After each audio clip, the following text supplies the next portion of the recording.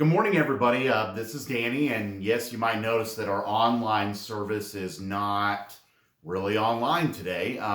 We have a special event happening in our gym. We do a Thanksgiving service every year, and we just don't have the ability to be able to stream in there. But we wanted to make sure that you were still able to hear today's message as we're getting ready for Thanksgiving here in just a few days. And I'm really excited to be able to share this message. This message for me is something that's very close to my heart, and it's something God's been working on in me over the last year. And so I hope you're blessed by this message.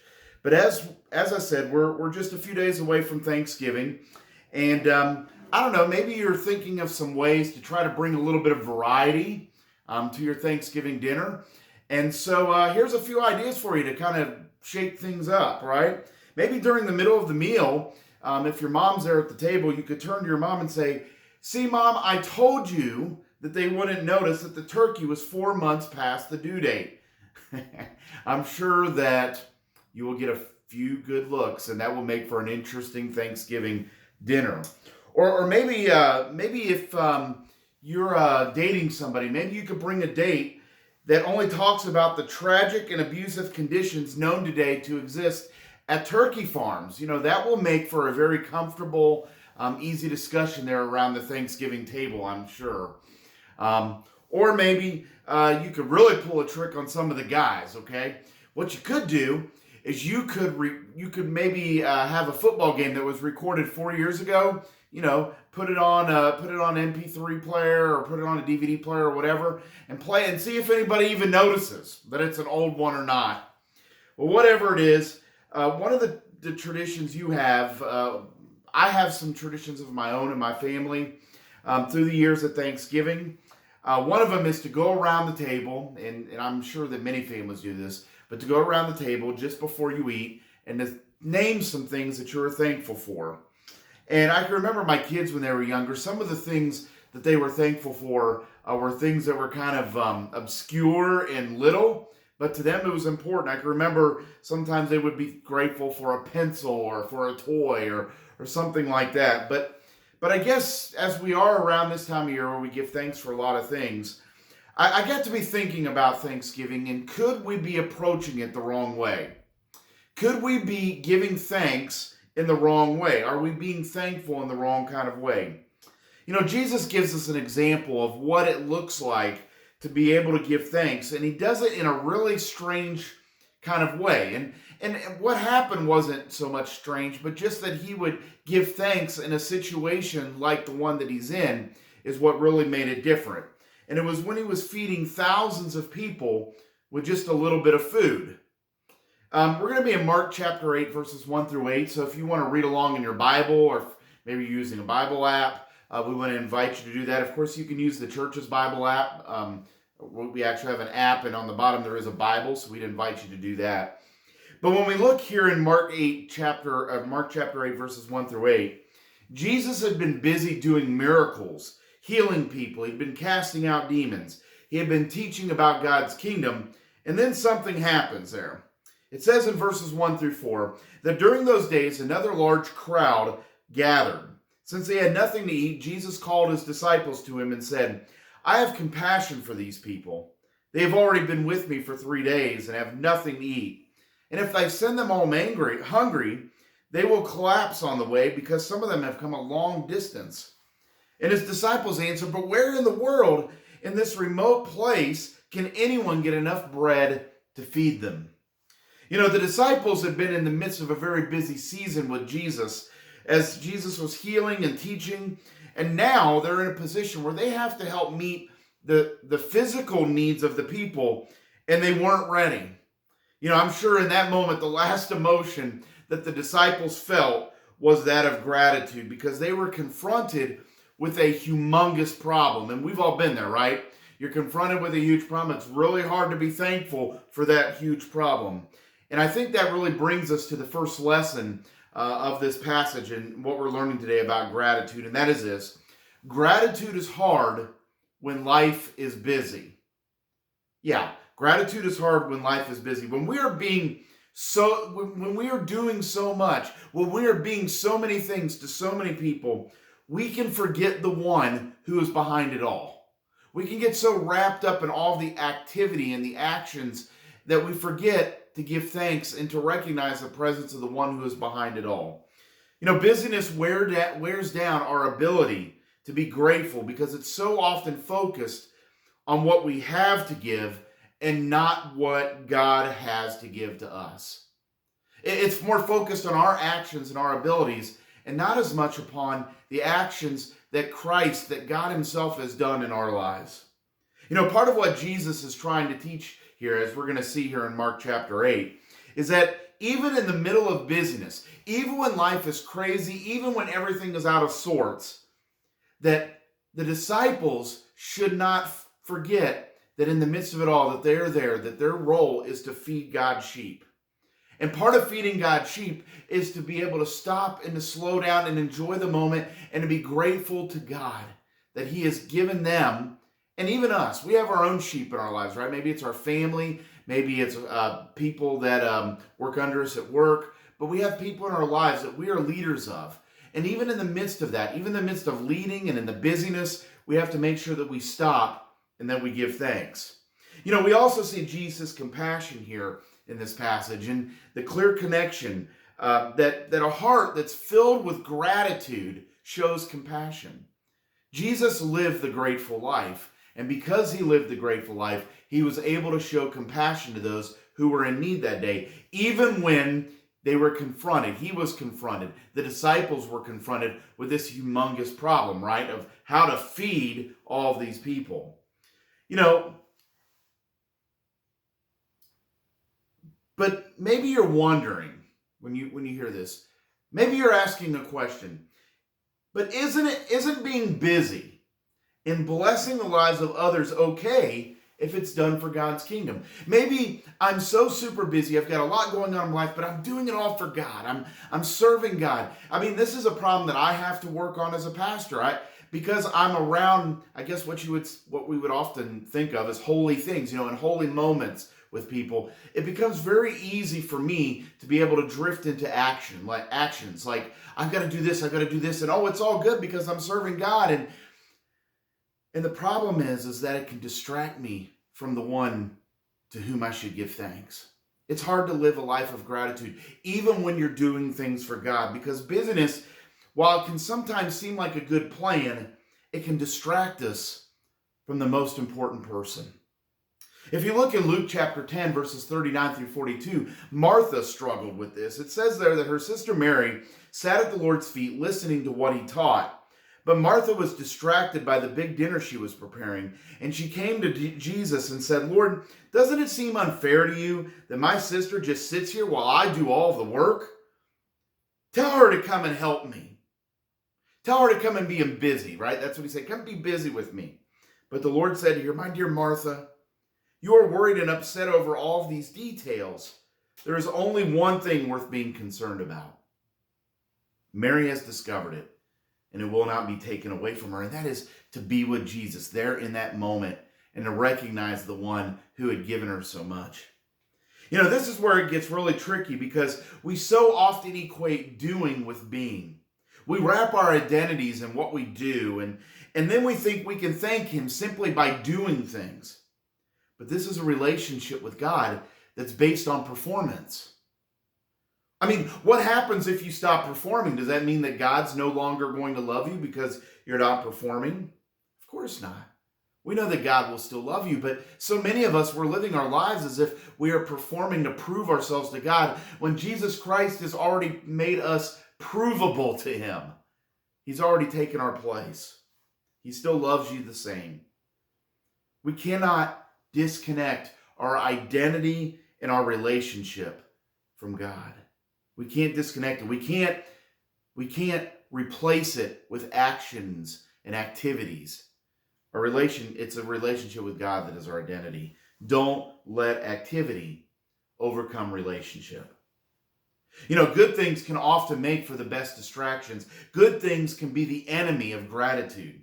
The better the life is, the harder it can be to show thanks. Sometimes the worst things in life can lead us to actually having more gratitude as we take stock of what has been lost. If we read on there in Mark chapter 8, verse 5, Jesus asked this. He says, how many loaves do you have? And they replied, just 7. Now remember, there's thousands of people here, and they have 7 loaves of bread. You know, when Jesus learned that they had so little, he could have responded in a lot of ways that we often do. Maybe he could have been really worried, like, oh my goodness, they're going to think that I'm a loser, that I can't follow through, that I can't give them what they need. Or maybe he could have got angry. I can't believe these disciples didn't have this thought out. Or maybe he could have been frustrated with himself and with others.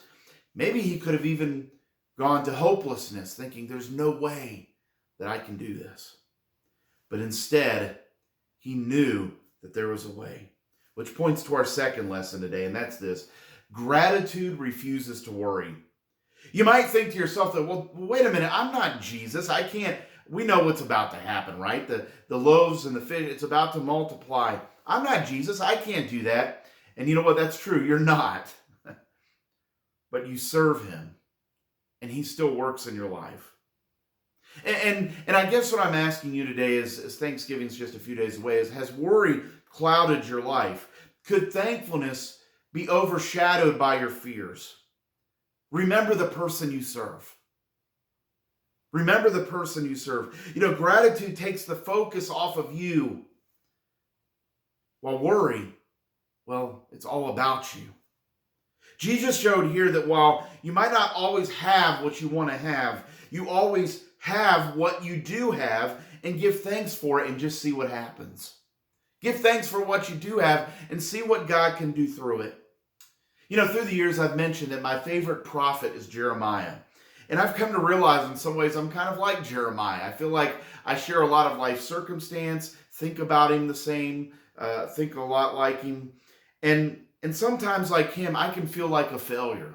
As a pastor, I can feel like a failure. Sometimes maybe I feel like I give a message and I'm like, wow, that was just a real downer. Or maybe all the work that I'm doing, everything I'm doing to serve people, I just don't see a lot of results. I don't see a lot of actions. Jeremiah had the same thing. He preached and preached. The people didn't listen. They even imprisoned him. His country fell apart, actually was invaded. He thought that he was a total failure. But then I remember something. That's all outward stuff. What happens or doesn't happen, it isn't dependent on me. It's not dependent upon you. I can't worry about those things. Instead, I should replace my worry with gratitude. You know, Jeremiah says in Jeremiah 17:7, he says this, but blessed is the man who trusts in the Lord, whose confidence is in him. He will be like a tree planted by the water that sends out its roots by the stream. It does not fear when heat comes. Its leaves are always green. It has no worries in a year of drought and never fails to bear fruit. The heart is deceitful above all things and beyond all cure. Who can understand it? You know, one of the heart's greatest deceptions is that you worry you don't have enough. Yet the irony is that you have it all. No wonder Jeremiah said, who can understand it? But is worrying such a bad thing, you might be thinking? Is it really all that bad? I mean, isn't that human nature? And yeah, I guess, yeah, it is. It is human nature. In our brokenness, it doesn't do any favors in drifting toward worry in our lives. But the reason that worry is a sin is because it tells God that he is not enough. You know, that bill, that relationship, that problem is something that God is not big enough to handle. And so we have to take care of it ourselves. That's a lack of faith. And worry, yes, it's a sin. It really comes down to who our dependence is going to be upon. Worry is in some ways a form of pride. If you look at Mark chapter 8, verse 6, Jesus there, as we go back to our original text, says, he told the crowds to sit down on the ground. And when he had taken the 7 loaves and given thanks, he broke them and gave them to his disciples to set before the people, and they did so. You know, Jesus knew that he did not have enough naturally to feed all the people, but he was grateful for what he did have. And he asked God to do more with it. And we learn here from this the third lesson, and that is that gratitude unleashes the potential for the impossible to be possible. Acknowledging that God gives to us moves us away from the things that we can do everything ourselves, and rather than instead that God is able to do the impossible. In Psalm 16, 5 through 6, it says this. It says, Lord, you have assigned me my portion and my cup. You have made my lot secure. The boundary lines have fallen for me in pleasant places. Surely I have a delightful inheritance. David sees here that the best place for us to be is not where we want to be, but where God needs us to be. Is it really possible to be thankful for what we don't have? This is a hard one because it sort of delves into the hypothetical. If we don't have it, then it's likely we don't know that we don't have it, right? But at least we need to recognize that we have been shielded and protected from things without our knowledge. In time to time, we do see these things. Maybe perhaps we were raised in a good family and we realize that so many others don't have that same blessing. Or maybe we avoided a wreck. Maybe you've had that happen before. Maybe you've thought, wow, if I'd have been there 5 minutes later or 5 minutes earlier. Those are ways that we can give thanks for the things that don't happen as well. I want to wrap up this passage by looking at there in verses 7 through 8. It says, they had a few small fish as well. And what did Jesus do? He gave thanks for them also and told the disciples to distribute them. And the people ate and they were satisfied. And afterward, the disciples picked up 7 basketfuls of broken pieces that were left over. Wow, there was even leftovers. When Jesus took this small amount of food and he asked God to multiply it, we might be tempted to think that he just prayed over it. But the actual word here for this is the word giving thanks. It's actually the same word that's used for communion. It's giving thanks. It's a verb. It's not a noun. It's not a descriptor. It's an action. It's a verb. This gratitude, it's an act of gratitude. It's an act of worship and praise. Gratitude cannot focus on what is given, but on the one who gives it. And that brings us to our fourth lesson, which is gratitude worships. Jesus was not thanking God for what he was about to do. He was thanking God for who God is. And so then I ask this today, could it be that we're thanking God in the wrong kind of way? Because we often show thanks more for what we are given than for who gave it to us. I mean, what happens when he doesn't give it to us? Does that mean then that we don't give thanks to him and we don't think that he is no longer any good? A few weeks ago, I was talking with someone whose son was having some health problems right after they were born. And when he was born and he had these complications, he had to be rushed to another hospital away from his mother. And what was supposed to have been a very happy and joyous moment, giving birth to your child, turned to a very scary and very overwhelming moment for mom. She had to stay back in the hospital while her baby was taken to another one.